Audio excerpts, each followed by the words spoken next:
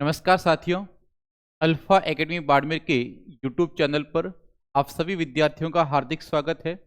Current affairs की अपनी जो श्रृंखला चल रही है, जिसमें आज आपके सामने अक्टूबर माह का आपके पास में करंट अफेयर्स है वो लेकर हाजिर हुआ हूँ।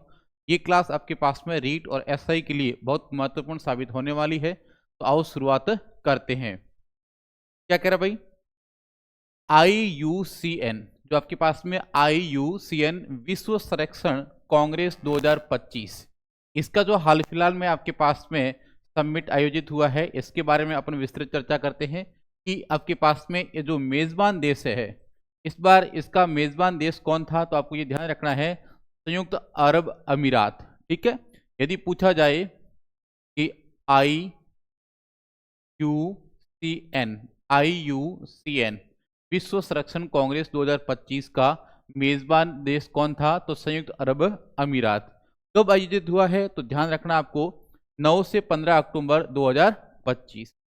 फिर आपको ध्यान रखना है कि इसकी विषय या सब्जेक्ट क्या था, तो ये आपको ध्यान रखना है, परिवर्तनकारी संरक्षण को शक्ति प्रदान करना। क्योंकि आपके पास में विषय या उद्देश्य में से कई बार प्रश्न बन जाता है। तो आपका विषय है परिवर्तनकारी संरक्षण को शक्ति प्रदान करना, और उद्देश्य क्या है इसका? प्रकृति संरक्षण और जलवायु परिवर्तन के लिए आगामी दशक की वैश्विक प्राथमिकताओं को निर्धारित करना। ये आपके पास में इसका जो उद्देश्य और आपके पास में विषय है, और आयोजित कहां पर हुआ है इसके बारे में चर्चा की है। फिर आपके पास में इस बार आपके पास में इसमें 6 नए सदस्यीय देश शामिल हुए हैं। तो आपके पास में उनके नाम है वो ध्यान रखने हैं। तो इनमें आपके पास में आर्मेनिया, ताजिकिस्तान, मार्शल द्वीप समूह, गेबान, तुवालू और जिम्बाब्वे सहित आपके पास में 6 नए सदस्य शामिल हुए हैं। तो कई बार आपके पास में यहाँ से भी प्रश्न बन जाता है कि निम्न में से कौन इस बार शामिल हुआ है या कौन शामिल नहीं हुआ है। इसके बाद में आपको ध्यान रखना है, IUCN परिषद ने मेडागास्कर, फिलीपींस, मिस्र, अल्बानिया में 4 नई राष्ट्रीय समितियों को भी औपचारिक रूप से क्या है, मान्यता दी है। फिर आपके पास में राष्ट्र और सहकारी एजेंसियों की कुल संख्या आपके पास में कितनी हो गई है? 209 हो चुकी है वर्तमान में इसके अंदर। तो ये आपको ध्यान रखना है कि नए सदस्य कौन शामिल हुए हैं, इन 6 के आपके पास में नाम याद रखना है। फिर आपके पास में IUCN की बात करें तो असम के, जो अपना भारत की बात करें तो असम के कामरूप जिले के रंगिया के युवा पर्यावरणविद और नेता तनुज समदार, एक नाम याद रखना, तनुज समदार। ठीक है, इसका नाम याद क्यों रखना है? क्योंकि इसको IUCN विश्व संरक्षण कांग्रेस 2025 में भारत का प्रतिनिधित्व करने के लिए आपके पास में चुना गया है। और दूसरा आपके पास में इंपॉर्टेंट है, यहां से काजीरंगा राष्ट्रीय उद्यान और टाइगर रिजर्व की निदेशक सोनाली घोष, ये नाम याद रखना भाई, सोनाली घोष, सोनाली घोष। सोनाली घोष चर्चा में क्यों है? तो इसको राष्ट्रीय उद्यानों में नवाचार के लिए 10 अक्टूबर 2025 को WCPA कैंटन मिलर पुरस्कार आपके पास में क्या है, मिला है। तो इसको सोनाली को मिला है WCPA कैंटन मिलर पुरस्कार, ये आपके पास में इसको पुरस्कार मिला है। तो इसका भी थोड़ा सा नाम याद आपको रखना है। इसके बारे में आपके पास में इतनी जानकारी याद रखनी है, विस्तृत आपके पास में पढ़ने की आवश्यकता नहीं है।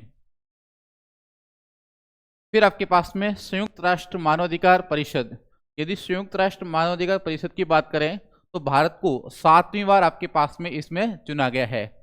वर्तमान में भारत को 7वीं बार इसमें चुना गया है। और इसको ये ध्यान रखना है, कब से कब तक चुना गया है? तो 2026 से लेकर 2028 तक 3 वर्ष के लिए वापस आपके पास में इसमें चुना गया है। और संयुक्त राष्ट्र महासभा में 14 अक्टूबर 2025 को संपन्न हुए चुनाव में भारत ने एशिया प्रांत समूह के तहत अपनी सीट क्या सुरक्षित की है।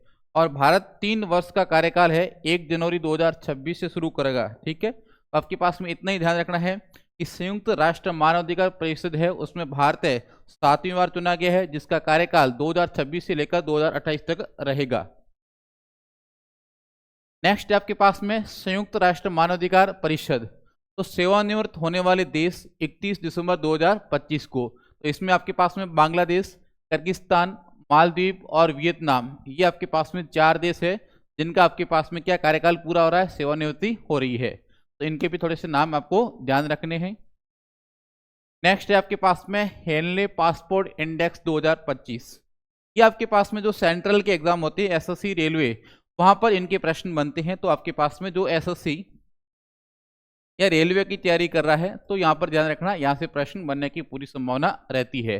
हेनले पासपोर्ट की अपन बात करें तो अक्टूबर 2025 में आपके पास में नई रैंक जारी हुई है। अब जो शीर्ष स्थान है वो आपके पास में किसको मिला है, सिंगापुर को। और भारत का जो अक्टूबर में स्थान है वो आपके पास में कौन सा है, 85 या 85। और जनवरी में जो आपके पास में इसका जो इंडेक्स जारी हुआ था उसमें भारत का स्थान कौन सा था, 80। तो आपको ये ध्यान रखना है, अक्टूबर में तो 85 नंबर पे है और जनवरी में जो जारी हुई है इंडेक्स उसमें भारत कौन से नंबर पे था, 80 नंबर पे था। और टॉप पे आपके पास में कौन है, सिंगापुर है। इतना ही आपको इसमें ध्यान रखना है। दूसरा आपके पास में 8वां वेतन आयोग। 8वां वेतन आयोग थोड़ा सा इंपॉर्टेंट है क्योंकि हाल फिलहाल में लागू हुआ है, तो यहां से आपके पास में करंट में प्रश्न बन सकता है।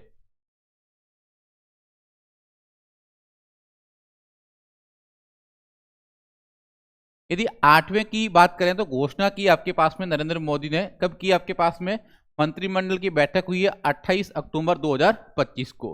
तो एक डेट भी इसकी याद रखनी है, 28 को, 28 अक्टूबर 2025। दूसरा, इसके अध्यक्ष कौन है, ये इंपॉर्टेंट भाई। आपके पास में यदि अध्यक्ष की बात की जाए तो आपके पास में सुप्रीम कोर्ट के सेवानिवृत्त आपके पास में न्यायाधीश है जस्टिस रंजना प्रकाश देसाई, जस्टिस रंजना प्रकाश देसाई।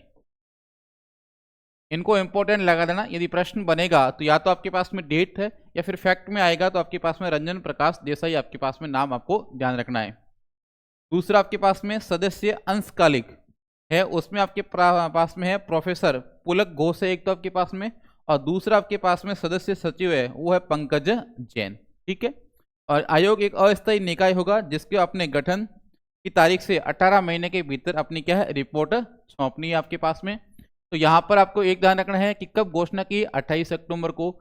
इसके अध्यक्ष कौन है, तो रंजना प्रकाश देसाई इसके क्या है, अध्यक्ष है। ठीक है। नेक्स्ट है हरित हाइड्रोजन हब। ये हरित हाइड्रोजन या राष्ट्रीय हरित हाइड्रोजन मिशन की बात करें तो ध्यान रखना, नवीन और नवीनीकरण ऊर्जा मंत्रालय ने राष्ट्रीय हरित हाइड्रोजन मिशन के तहत 3 प्रमुख बंदरगाह, कितने प्रमुख थे आपके पास में, 3 प्रमुख बंदरगाह है जिनको हाइड्रोजन हब के रूप में औपचारिक क्या है, मान्यता दिए। जिसमें आपके पास में पहला है दीनदयाल पोर्ट अथॉरिटी, कांडला गुजरात के अंदर। ठीक है, पश्चिमी गलियारा। दूसरा आपके पास में नाम याद रखना है पीओ चिदम्बरम नार पोर्ट अथॉरिटी, तूतीकोरिन तमिलनाडु के अंदर है, दक्षिणी हब है। और तीसरा आपके पास में पारादीप पोर्ट अथॉरिटी और पारादीप ओडिशा पूर्वी गलियारा। ठीक है। तो आपके पास में इन तीनों के आपके पास में नाम याद रखने हैं, दीनदयाल पोर्ट, वीओ चिदम्बरम और पारादीप। अगला है आपके पास में ऑपरेशन थार शक्ति 2025।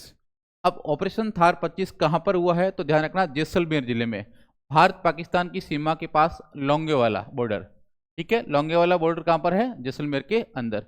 वहां पर भारतीय सेना की एलिट यूनिट भैरव कमांडोज के द्वारा ऑपरेशन थार शक्ति चला गया है। किसके द्वारा चला गया है, एलिट यूनिट भैरव कमांडोज के द्वारा।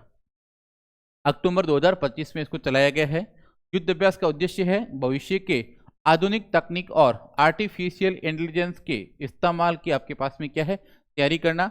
और इस युद्ध अभ्यास में भैरव कमांडोज के साथ साथ इन्फेंट्री, आर्टिलरी और आर्मी एयर डिफेंस यूनिट ने भी क्या है, हिस्सा लिया है। तो ये आपको थोड़ा सा ध्यान रखना है कि आपके पास में कहां पर हुआ है, लोंगेवाला जैसलमेर के अंदर हुआ है और इसमें भैरव कमांडोज ने क्या है, भाग लिया है। नेक्स्ट है आपके पास में धरती आबा जनजातीय ग्राम उत्कर्ष अभियान। इसके अंदर आपको ध्यान रखना है कि राजस्थान को आपके पास में क्या मिला है, प्रथम स्थान मिला है। ठीक है, प्रथम स्थान मिला है। तो आपके पास में हो सकता है, कई बार पूछा भी जा सकता है कि राजस्थान का कौन सा स्थान है, तो धरती आबा जनजातीय ग्राम उत्कर्ष अभियान में आपके पास में राजस्थान का पहला स्थान प्राप्त हुआ है। नेक्स्ट है आपके पास में राजस्थान रत्न अवार्ड। यदि राजस्थान रत्न अवार्ड की बात की जाए तो राजस्थान राज्य वित्त आयोग के अध्यक्ष वर्तमान में कौन है आपके पास में? डॉक्टर अरुण चतुर्वेदी। डॉक्टर अरुण चतुर्वेदी को क्या मिला है आपके पास में? राजस्थान राज्य जो राजस्थान रत्न अवार्ड मिला है आपके पास में। वो दुबई में आयोजित समारोह में राजस्थान रत्न अवार्ड से क्या किया गया है? सम्मानित किया गया है। इतना सा आपके पास में याद रखना है। दूसरा है सुभाष लखोटिया पुरस्कार। सुभाष लखोटिया पुरस्कार है, ये भरतपुर के योगेश भावरा को क्या है? मिला है। सुभाष लखोटिया की बात की जाए तो ये आपके पास में किसको मिला है? योगेश भावरा को, जो भरतपुर के निवासी है। अगला आपके पास में है खेलो इंडिया यूनिवर्सिटी गेम्स। इसके ऊपर आगे मैं और आपके पास में वीडियो बनाऊंगा, इंपॉर्टेंट है। संस्करण आपके पास में जो पांचवा है, जो 24 नवंबर से लेकर 5 दिसंबर तक आयोजित होगा, जो आपके पास में राजस्थान में जयपुर, अजमेर, उदयपुर, जोधपुर, बीकानेर, कोटा और भरतपुर अलग अलग स्थानों पर आपके पास में क्या होगा? आयोजित होगा। इसके ऊपर मैं और अलग से वीडियो बनाऊंगा। अगला आपके पास में कैंटर आर मिलर अवार्ड। तो आपको ध्यान रखना है किसको मिला है? डॉक्टर सोनाली घोष को कैंटर आर मिलर अवार्ड जीतने की पहली भारतीय आपके पास में क्या है? बनी है। ठीक है, तो जीतने वाली पहली भारतीय बनी है। तो कैंटर आर मिलर आपके पास में अवार्ड की बात करें तो नाम किसका याद रखना है? डॉक्टर सोनाली घोष का। नेक्स्ट है आपके पास में, ये इंपॉर्टेंट है भाई, यहां से प्रश्न बनने की संभावना है। भारत के 53वें मुख्य न्यायाधीश आपके पास में कौन है? तो ध्यान रखना, जस्टिस सूर्यकांत। जस्टिस सूर्यकांत का नाम इंपॉर्टेंट है, एग्जाम में प्रश्न बन सकता है यहां से। तो न्यायाधीश जस्टिस सूर्यकांत भारत के 53वें मुख्य न्यायाधीश के रूप में नियुक्त किया गया है और इनका कार्यकाल 24 नवंबर से लेकर 9 फरवरी 2027 तक क्या है? रहेगा। तो इनका नाम काफी इंपॉर्टेंट है एग्जाम की दृष्टिकोण से। नेक्स्ट है भारतीय क्रिकेट कंट्रोल बोर्ड। भारतीय क्रिकेट कंट्रोल बोर्ड के अध्यक्ष वर्तमान में है, वो है मिथुन मनास।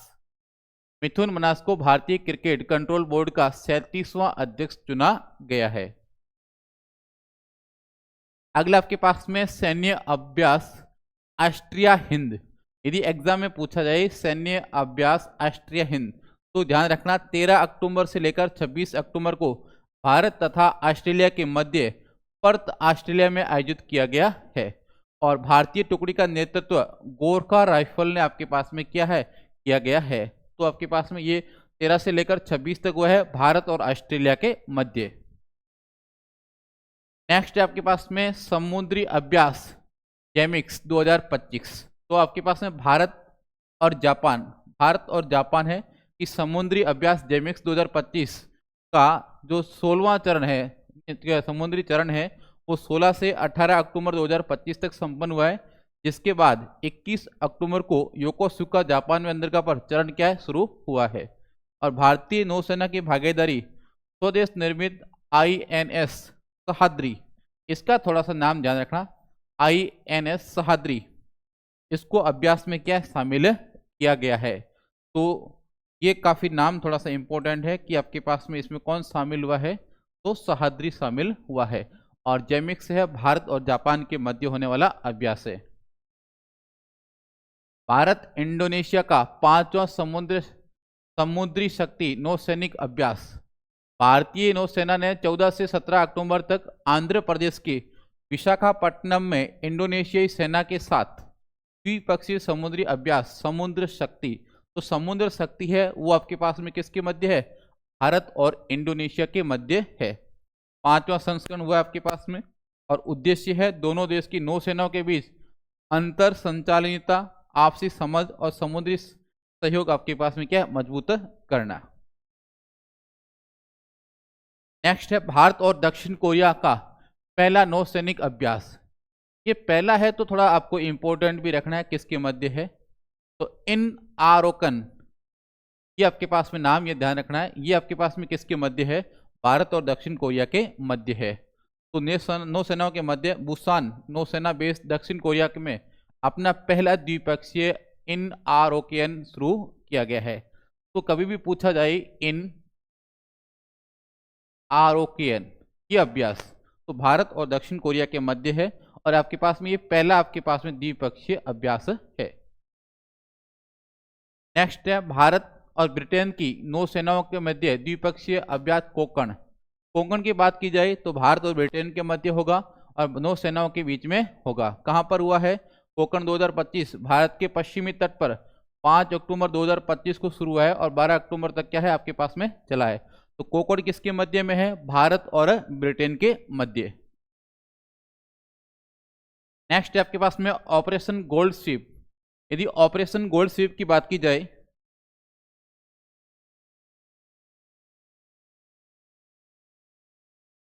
तो राजस्व आम सूचना निदेशालय की मुंबई जोनल यूनिट ने ऑपरेशन गोल्ड स्वीप नामक एक खुफिया आधारित अभियान तहत मुंबई के छत्रपति शिवाजी महाराज अंतर्राष्ट्रीय हवाई अड्डे पर एक अंतर्राष्ट्रीय सोना तस्करी सिंडिकेट का भंडाफोड़ करते हुए जो आपके पास में 13 आरोपी उनको गिरफ्तार किया है। तो ये आपके पास में जो आपके पास में अंतर्राष्ट्रीय स्तर पर तस्करी करते हैं उनसे आपके पास में संबंधित है ऑपरेशन गोल्ड स्वीप।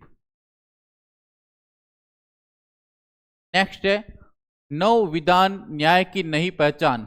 ये आपके पास में जो नए कानून बने राजस्थान में उनके तहत आपको जनता को जागरूक करने के लिए 13 अक्टूबर से 21 अक्टूबर 2025 तक JECC सीतापुर के अंदर क्या है आयोजित हुआ है नव विधान न्याय की पहचान। नेक्स्ट है आपके पास में सहकार सदस्यता अभियान। सहकार सदस्यता अभियान है यह आपके पास में 2 अक्टूबर से 22 अक्टूबर 2025 तक क्या है आयोजित हुआ है। और अगले आपके पास में विश्व का पहला आयुर्वेद एक्सीलेंस सेंटर, ये काफी इंपॉर्टेंट है भाई। विश्व का पहला आयुर्वेद एक्सीलेंस सेंटर है ये जयपुर राजस्थान के अंदर आपके पास में क्या है बनाया जाएगा। इंपॉर्टेंट है भाई। नेक्स्ट आपके पास में यहां तक ही है। तो थैंक यू, आज इतना ही पढ़ेंगे, नेक्स्ट और अपन अगली क्लास में चर्चा करेंगे।